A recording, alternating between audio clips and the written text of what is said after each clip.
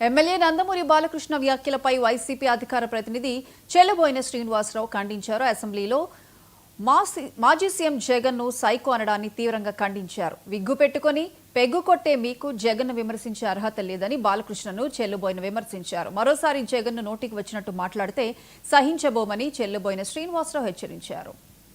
అసెంబ్లీలో హిందూపురం ఎమ్మెల్యే నందమూరి బాలకృష్ణ గారు మా నాయకుడు వైఎస్ జగన్మోహన్ రెడ్డి గారి మీద అనుచిత వ్యాఖ్యల్ని ఖండిస్తూ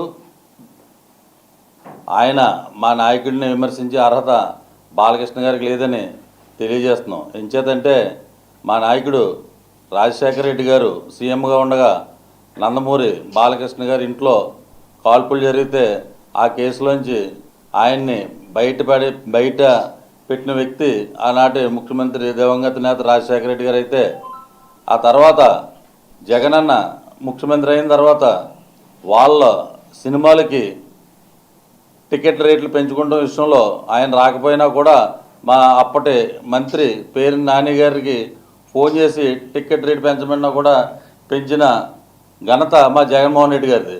అటువంటి వ్యక్తిని నువ్వు సైకో అని అసెంబ్లీ సాక్షిగా అంటాం ఎంతవరకు సమంజసమని ఈ పత్రికాముఖంగా మిమ్మల్ని ప్రశ్నిస్తున్నాం. ఏం చేద్దంటే మీరు మా రాజశేఖర రెడ్డి గారు ముఖ్యమంత్రిగా ఉండి ఆయన దివంగతులు అయిన తర్వాత ఆయన వారసుడిగా మా జగన్మోహన్ రెడ్డి గారు ఈ రాష్ట్రానికి 151 సీట్లతో ముఖ్యమంత్రి పీఠం అధిరోహించారు.